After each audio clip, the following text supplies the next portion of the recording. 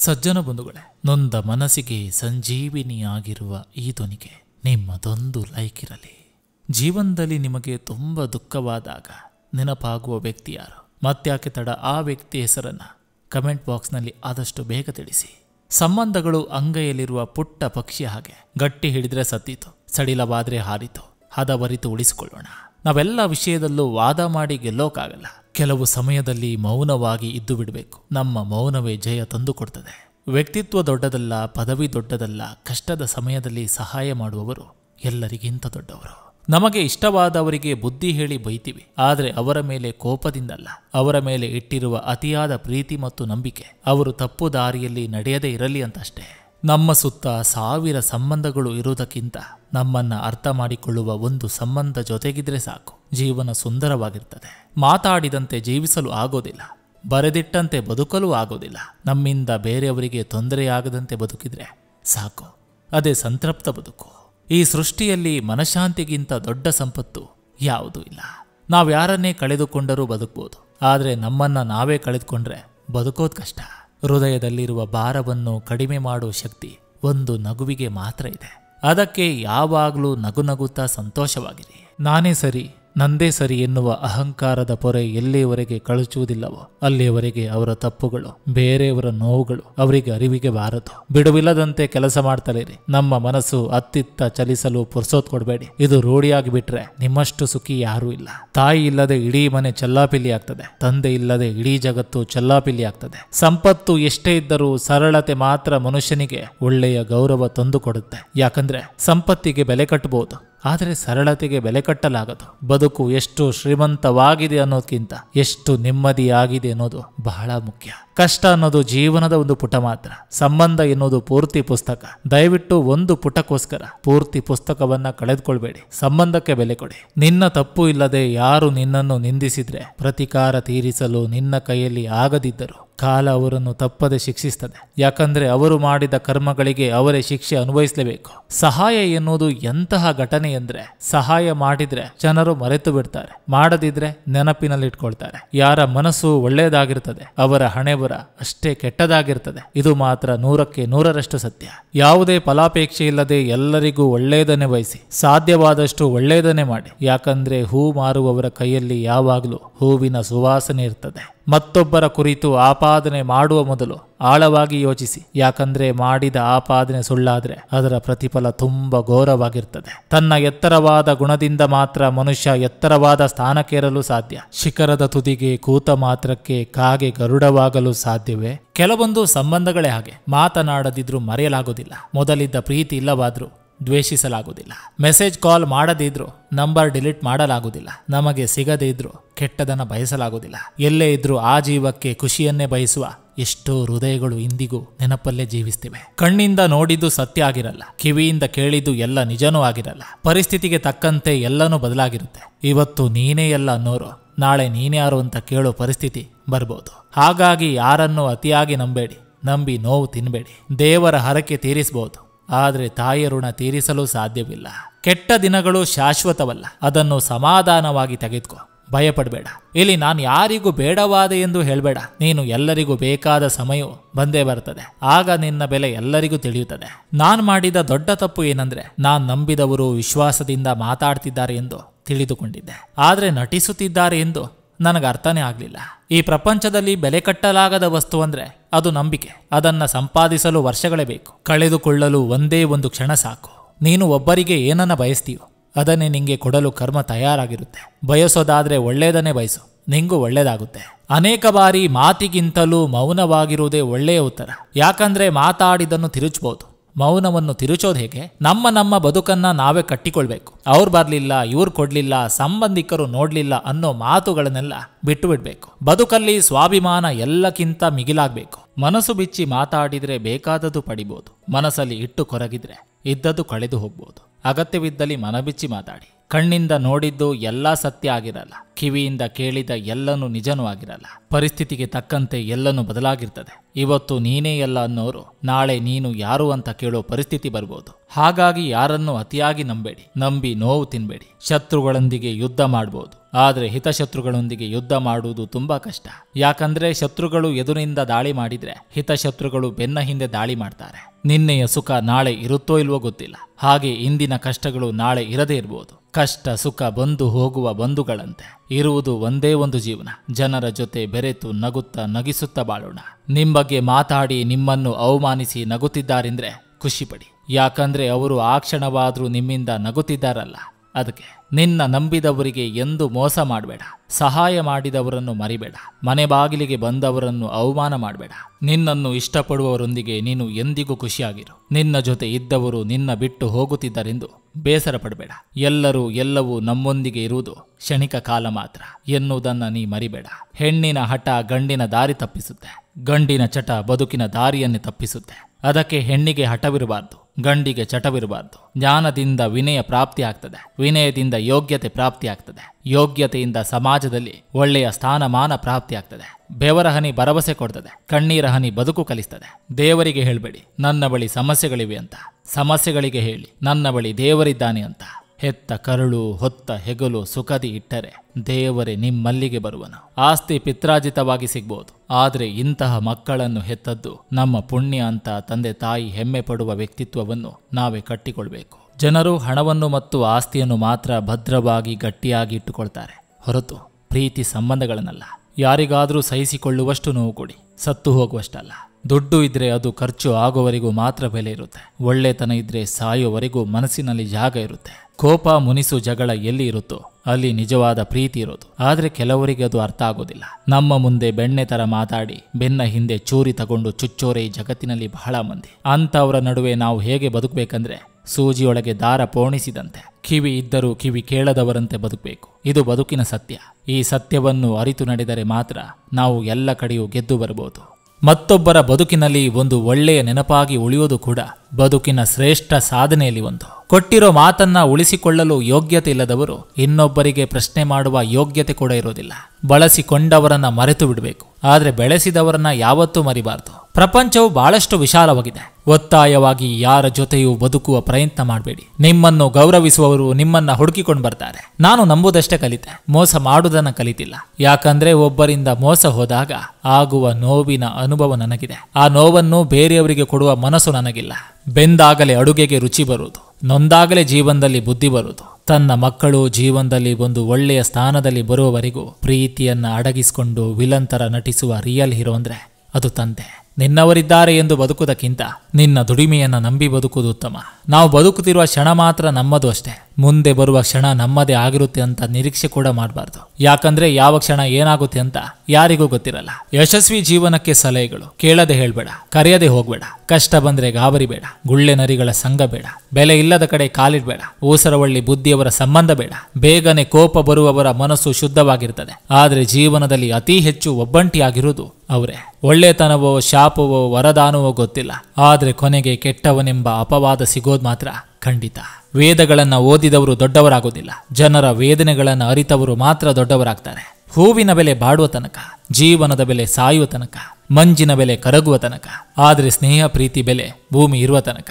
ದುಃಖವಾದಾಗ ಅಪ್ಪಿ ಹೇಳಲು ಒಂದು ಹೆಗಲಿರಬೇಕು, ಸಂತಸವಾದಾಗ ಹಂಚಿಕೊಳ್ಳಲು ನಿಷ್ಕಲ್ಮಶ ಮನಸ್ಸಿರಬೇಕು. ಎರಡು ಇಲ್ಲವಾದಲ್ಲಿ ಕನ್ನಡಿ ಮುಂದೆ ನಿಂತಾಗ ನಿನಗೆ ನೀನೇ ಎಲ್ಲ ಎಂಬ ಅಮೂಲ್ಯ ಮಂತ್ರ ಮುಖದಲ್ಲಿ ಅಚ್ಚೊತ್ತಿರಬೇಕು. ಪ್ರಾಮಾಣಿಕರಿಗೆ ಕೋಪ ಜಾಸ್ತಿ, ಕುತಂತ್ರಿಗಳಿಗೆ ಕೋಪನೇ ಬರುವುದಿಲ್ಲ. ಯಾಕಂದ್ರೆ ಅವರು ತಮ್ಮ ಕೋಪವನ್ನು ಪ್ರತಿತಂತ್ರಗಳಿಂದ ಶಮನಗೊಳಿಸಿಕೊಂಡು ಬಿಡ್ತಾರೆ. ನಾವು ಅಳುತ್ತಾ ಭೂಮಿಗೆ ಬರ್ತೇವೆ, ಭೂಮಿ ಬಿಟ್ಟು ಹೋಗುವಾಗ ನಮ್ಮವರನ್ನು ಅಳಿಸುತ್ತಾ ಹೋಗ್ತೇವೆ. ಈ ನಡುವಿನ 4 ದಿನದಲ್ಲಿ ಎಲ್ಲರನ್ನ ನಗಿಸುವುದೇ ಬದುಕು. ಎಷ್ಟು ವಿಚಿತ್ರ ಅಲ್ವಾ? ನಾವು ಬಯಸೋದೊಂದು, ಆದ್ರೆ ಅದು ಆಗೋದು ಇನ್ನೊಂದು. ಇಲ್ಲಿ ಬಯಕೆಗಳಿಗೆ ಭಾಗ್ಯವಿಲ್ಲ, ಕಷ್ಟಗಳಿಗೆ ಕೊನೆ ಇಲ್ಲ. ಕಣ್ಣು ನೋಡುವ ಪ್ರತಿ ದೃಶ್ಯವೂ ನಿಜ ಎಂದು ಭಾವಿಸೋ ತಪ್ಪು. ಕಿವಿ ಹೇಳುವ ಪ್ರತಿ ಮಾತು ಸತ್ಯ ಎಂದು ಭಾವಿಸೋದು ಇನ್ನೂ ತಪ್ಪು. ನೋಡಿದ್ದು ಕೇಳಿದ್ದು ಕುರುಡಾಗಿ ನಂಬಿ ಒಬ್ಬರ ವ್ಯಕ್ತಿತ್ವವನ್ನ ನಿರ್ಧರಿಸೋದು ಎಲ್ಲಕ್ಕಿಂತ ದೊಡ್ಡ ತಪ್ಪು.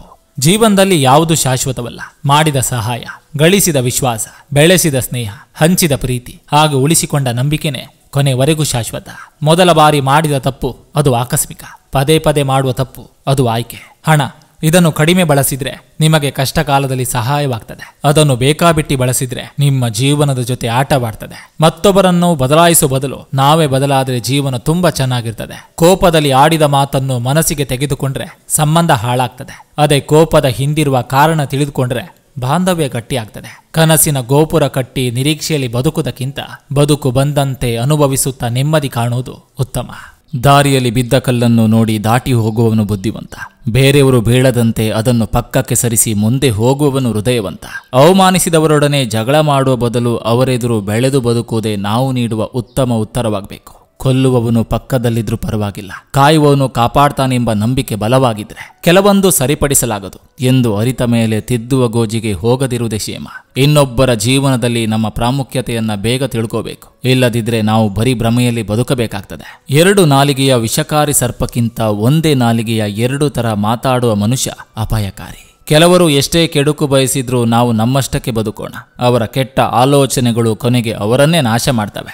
ಯಾವತ್ತೂ ಬೇರೆಯವರ ವಿನಾಶವನ್ನ ಬಯಸಬೇಡಿ, ಯಾಕಂದ್ರೆ ಅದು ನಿಮ್ಮ ವಿನಾಶಕ್ಕೆ ಆಮಂತ್ರಣ ನೀಡಿದಂತೆ. ಹಡಗು ಇಲ್ಲದೆ ಇದ್ದರೂ ನದಿ ದಾಟಬಹುದು, ಆದರೆ ಕಷ್ಟಗಳೇ ಇಲ್ಲದೆ ಜೀವನ ದಾಟಲು ಸಾಧ್ಯವಿಲ್ಲ. ಕಂಡವರ ಮೆಚ್ಚಿಸಲು ಹಣ ಬೇಕು, ನಿನ್ನ ನಂಬಿದವರ ಮೆಚ್ಚಿಸಲು ಗುಣ ಸಾಕು.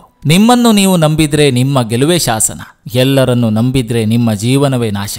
ಯಾವುದೇ ಸಂಬಂಧದಲ್ಲಿ ನಿಜವಾದ ಪ್ರೀತಿ ಇದ್ರೆ ಮಾತ್ರ ನೀವು ದೂರವಿದ್ದರೂ ಅದು ನಿಮ್ಮನ್ನ ಹುಡುಕಿ ಬರ್ತದೆ.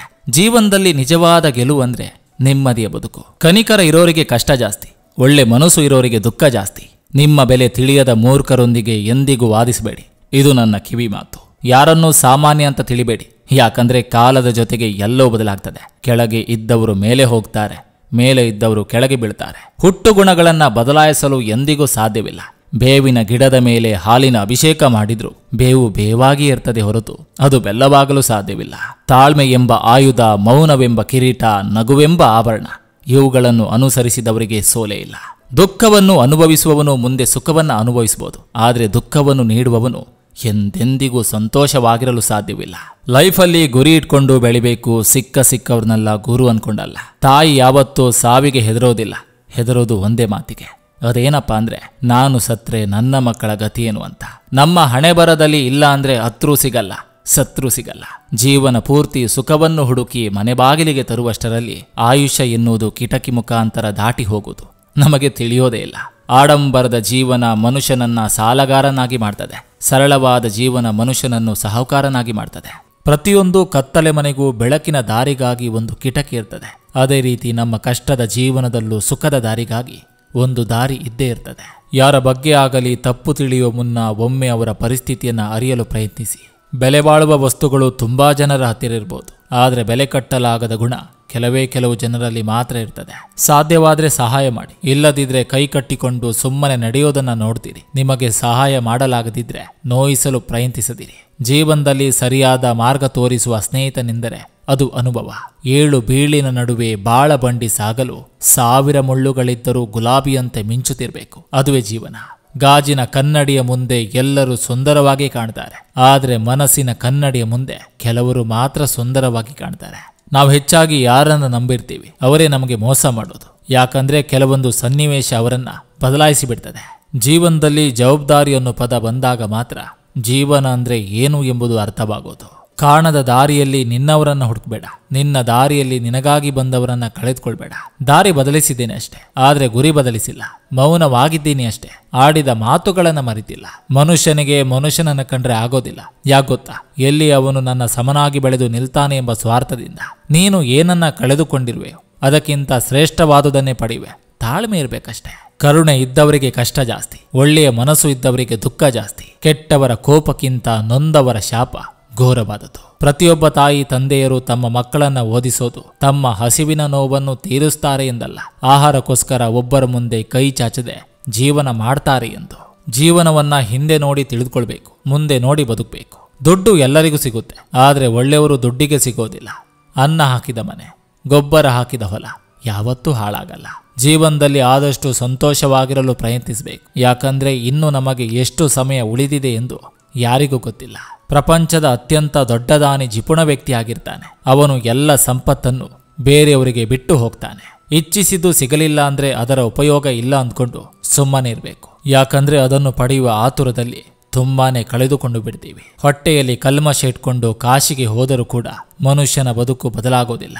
ಬಲ ಇದೆ ಅಂತ ಅಹಂಕಾರ ಪಡಬೇಡ. ಯಾಕಂದ್ರೆ ಕಲ್ಲು ನೀರಿನಲ್ಲಿ ಬಿದ್ದಾಗ ಅದರ ಭಾರದಿಂದಲೇ ಅದು ಮುಳುಗ್ತದೆ. ಪೆಟ್ಟು ತಿಂದದಕ್ಕೆ ಕಲ್ಲು ವಿಗ್ರಹವಾಯಿತು, ಆದ್ರೆ ಪೆಟ್ಟು ಕೊಟ್ಟ ಸುತ್ತಿಗೆಯಾಗಿ ಉಳಿಯಿತು. ನೋವು ಕೊಡುವವರು ಹಾಗೆ ಉಳಿತಾರೆ.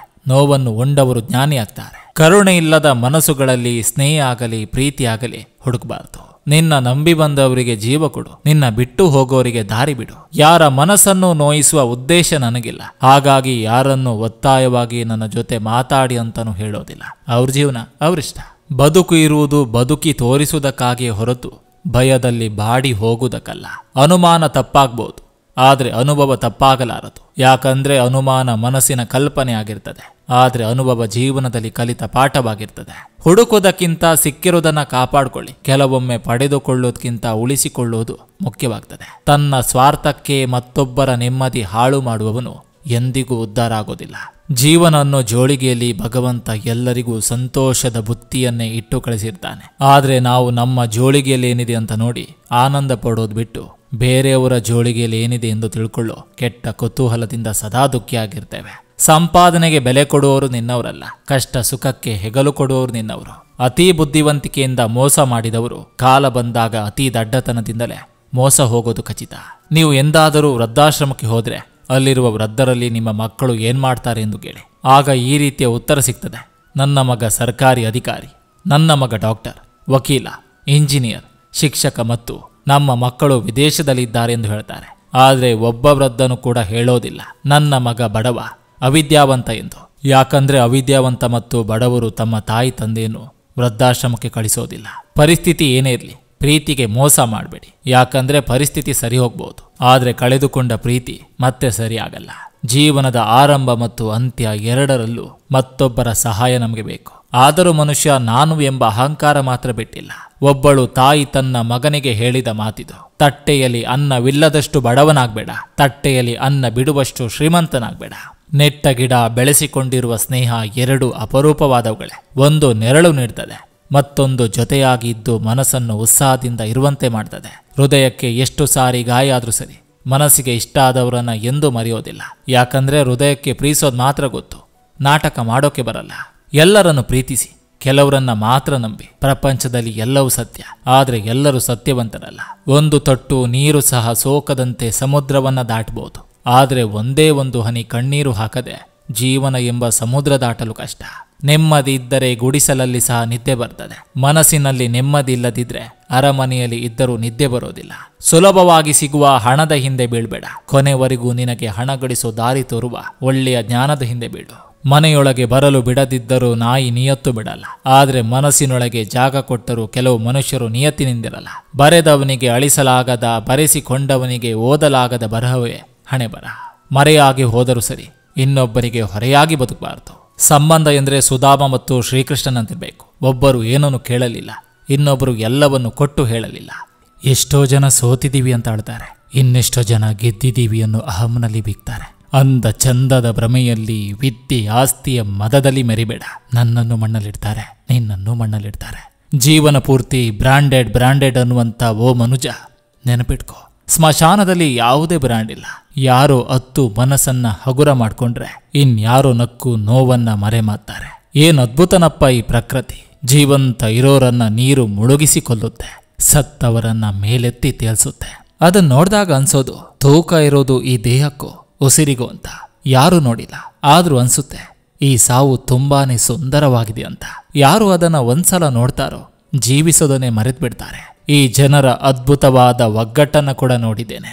ಇದ್ದೋರ ಎದೆಗೊದ್ದು ಕೆಡೋದ್ರಲ್ಲಿ, ಸತ್ತವರಿಗೆ ಹೆಗಲು ಕೊಟ್ಟು ಎತ್ತೋದ್ರಲ್ಲಿ. ಯಾರು ಬಲ್ಲವರು ಹೇಳಿ, ಯಾವ ಮಾತು ಕೊನೆಯದಾಗುತ್ತೆ ಅಂತ, ಯಾವ ರಾತ್ರಿ ಕೊನೆಯದಾಗುತ್ತೆ ಅಂತ. ಇದ್ದಾಗ ನಗುತ್ತಾ ಖುಷಿ ಹಂಚಿ ಬದುಕೋಣ. ಯಾರಿಗೊತ್ತು ಯಾವ ಭೇಟಿ ಕೊನೆಯದಾಗುತ್ತೆ ಅಂತ. ದೊಡ್ಡವನಾಗಲು ಪ್ರಯತ್ನಿಸಬೇಡ, ಒಳ್ಳೆಯವನಾಗಲು ಪ್ರಯತ್ನಿಸು, ಆಗ ನೀನೇ ದೊಡ್ಡವನಾಗ್ತೀಯ. ಪ್ರೀತಿಯಲ್ಲಿ ನಂಬಿಕೆ ಮುಖ್ಯ, ಅದನ್ನ ಯಾವತ್ತೂ ಕಳೆದುಕೊಳ್ಬೇಡಿ. ಕಸಿದುಕೊಂಡು ತಿನ್ನುವವರ ಹೊಟ್ಟೆ ಎಂದಿಗೂ ತುಂಬೋದಿಲ್ಲ, ಹಂಚಿಕೊಂಡು ತಿನ್ನುವವರು ಎಂದೆಂದಿಗೂ ಉಪವಾಸ ಇರೋದಿಲ್ಲ.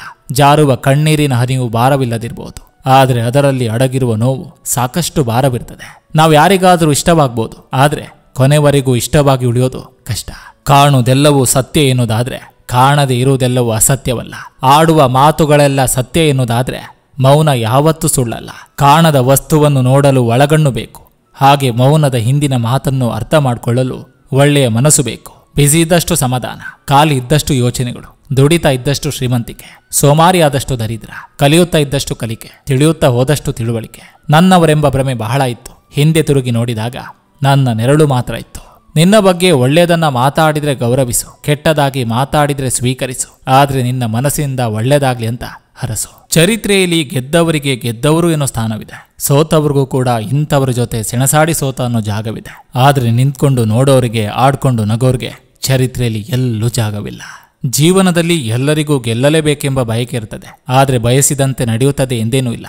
ಬಯಸಿದ್ದು ಈಡೇರದಿದ್ದಾಗ ದುಃಖಿಸಲು ಅಗತ್ಯವಿಲ್ಲ. ಎಲ್ಲಿ ತಪ್ಪಿದೆವು ಎಂದು ಅವಲೋಕಿಸಿರಿ. ದಾರಿಯನ್ನು ಸರಿಪಡಿಸಿಕೊಂಡು ದಿಟ್ಟ ಗುರಿಯೊಂದಿಗೆ ಮುನ್ನಡೆಯಿರಿ. ಯಶಸ್ಸಿನ ಬೆನ್ನ ಹಿಂದೆಯೇ ಆತ್ಮವಿಶ್ವಾಸದಿಂದ ಜೀವಿಸೋದನ್ನು ರೂಢಿಸಿಕೊಳ್ಳಿರಿ. ಯಶಸ್ಸನ್ನು ಒಲಿಸಿಕೊಳ್ಳಿರಿ. ನಾಳಿನ ಅತ್ಯುತ್ತಮ ಯೋಜನೆಗಿಂತ ಇಂದಿನ ಉತ್ತಮ ಯೋಜನೆ ಲೇಸು. ಎಂದಿಗೂ ಸಮಾಧಾನದಿಂದ ಹಿಂದೆ ನೋಡಬೇಕು. ನನ್ನನ್ನು ಯಾರೂ ಇಷ್ಟಪಡುತ್ತಿಲ್ಲ ಎಂಬ ಕೊರಗು ಬೇಡ. ಇದರ ಬದಲಿಗೆ ನನ್ನ ಹಾಗೆ ಯಾರೂ ಇಲ್ಲ ಎಂದು ಭಾವಿಸಿರಿ. ಎಲ್ಲಾ ವ್ಯಕ್ತಿಗಳು ವಿಭಿನ್ನ ಎಂಬ ಸತ್ಯವನ್ನು ಮರೆಯದಿರಿ. ಯೋಚನೆ ವಿಭಿನ್ನವಾಗಿದ್ದಲ್ಲಿ ಜೀವನವು ಸುಂದರವಾಗ್ತದೆ. ದ್ವೇಷ, ಹೊಟ್ಟೆ ಕಿಚ್ಚು ಎಂದ್ರೆ ನಾವೇ ವಿಷವನ್ನ ಸೇವಿಸಿ ಬೇರೆಯವರು ಸಾಯಲಿ ಎಂದು ಬಯಸಿದಂತೆ. ಆದರೆ ದ್ವೇಷಕ್ಕೆ ಬಲಿಯಾಗುವವರು ನಾವು. ದ್ವೇಷ ನಮ್ಮನ್ನು ಮೊದಲು ಸಾಯಿಸ್ತದೆ. ದ್ವೇಷದಿಂದ ಯಾವ ಪ್ರಯೋಜನವೂ ಇಲ್ಲ. ಅಸಾಧ್ಯವೆಂಬುದು ಒಂದು ಪದವಲ್ಲ, ಪ್ರಯತ್ನ ಮಾಡದೇ ಇರುವುದಕ್ಕೆ ಕೈಲಾಗದವರು ಕೊಡುವ ಒಂದು ಕಾರಣ.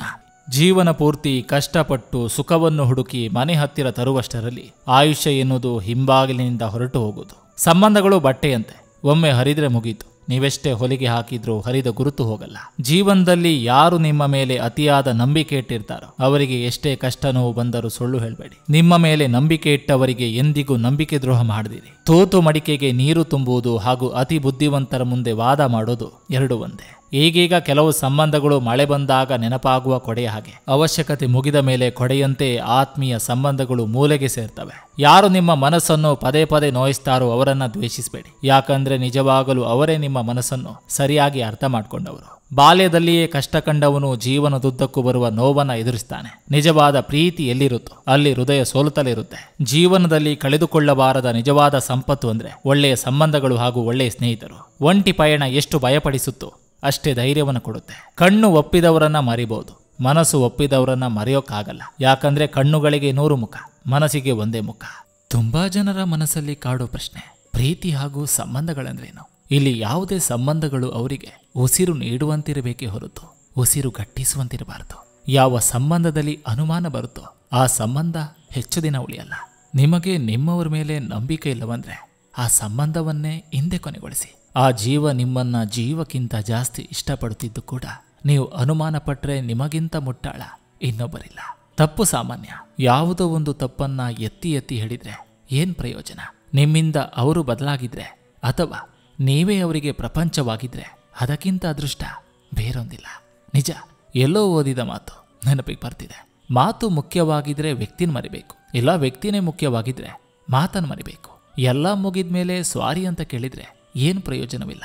ಅದಕ್ಕೆ ಹೇಳೋದು, ಒಬ್ಬರನ್ನ ನೋಯಿಸುವಷ್ಟು ನೋವು ಕೊಡಿ, ಆದ್ರೆ ಸಾಯಿಸುವಷ್ಟಲ್ಲ. ಇದು ನಿಜವಾದ ಪ್ರೀತಿ ಅಂದ್ರೆ, ಇದು ನಿಜವಾದ ಸಂಬಂಧ ಅಂದ್ರೆ.